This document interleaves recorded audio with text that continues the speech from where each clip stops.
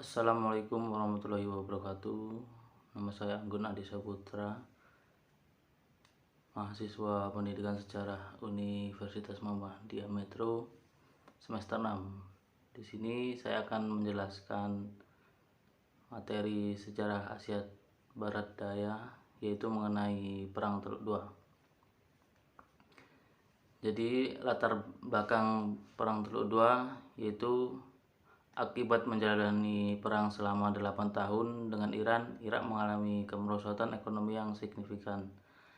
Saat itu, kelebihan produksi minyak oleh Kuwait dan Arab Saudi membuat harga petrodolar sangat rendah, sementara Irak sangat membutuhkannya sebagai pemasok ekonomi.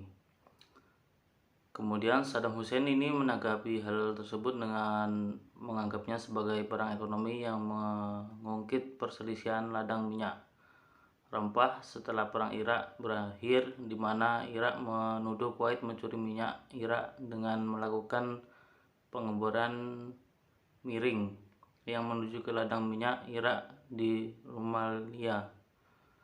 Setelah itu, krisis ekonomi yang dialami Irak ini membuatnya memiliki hutang internasional ke beberapa negara, di antaranya adalah Arab Saudi dan Kuwait. Irak berusaha membujuk Arab dan Kuwait untuk menghapus hutangnya, namun usaha tersebut gagal dan membuat Irak ini mengungkit masalah pembatasan yang diwariskan oleh Inggris saat jatuhnya pemerintahan Utsman Persia. Akibatnya, Irak ini melakukan invasi Kuwait dengan strategi gerak cepat yang membuat pasukannya bisa masuk ke Kuwait dengan mudah. Yang selanjutnya itu penyebab invasi Irak ke Kuwait. Yang pertama yaitu ingin menginvasi Rumalia dan Pulau Babian.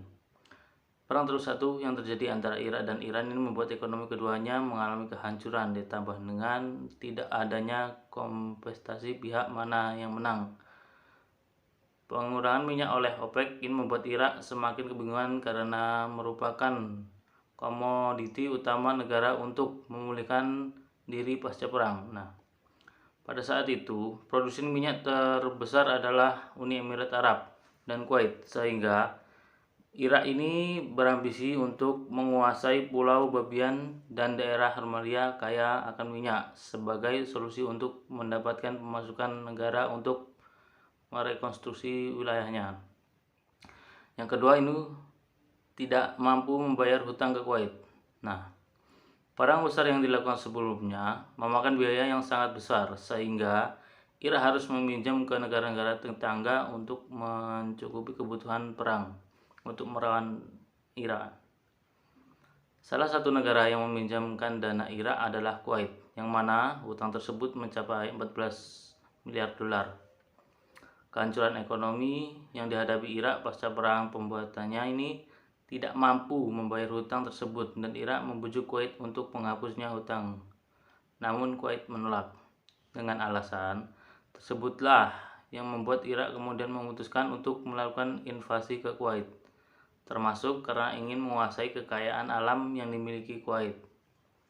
Yang ketiga itu Saddam Hussein mengeklaim bahwa Kuwait adalah wilayahnya.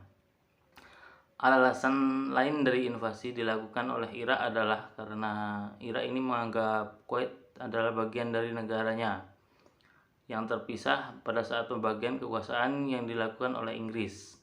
Faktanya, Kuwait telah diakui oleh sejarah internasional sebagai negara yang independen dan terpisah dari Irak, bahkan sebelum Irak itu sendiri.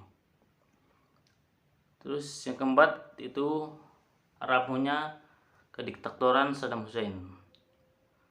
Selain itu, di balik kediktatoran Saddam Hussein, dia menyimpan kekhawatiran bahwa rakyatnya tidak mencintai dia, yang mana sifat tersebut ini merupakan paranoid khas pemimpin diktator akibat self-center. Terus yang kelima, ada Saddam Hussein ingin menjadi pemimpin Arab. Bangsa Arab hakikatnya ini dipersatukan oleh ciri fisik yang serupa dengan agama Islam yang mereka anut.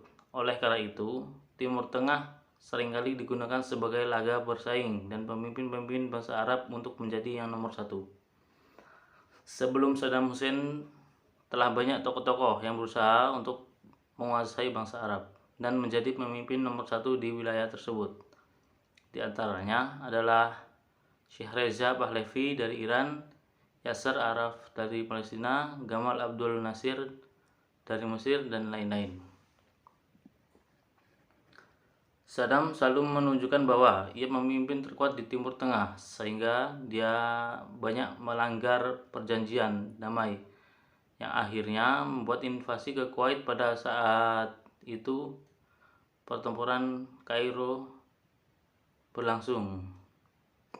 Kemudian negara-negara yang terlibat dalam Perang Teluk II yaitu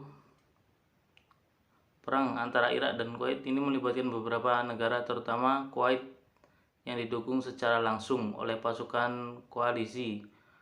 Nah, pasukan koalisi ini yang turut terjun langsung dalam peperangan menumpas Irak terdiri dari negara Arab, Afrika, dan Eropa Barat, yaitu Inggris, Amerika Serikat, Prancis, Australia, Belanda, Arab Saudi, Bahrain, Qatar, Bangladesh, dan Suriah.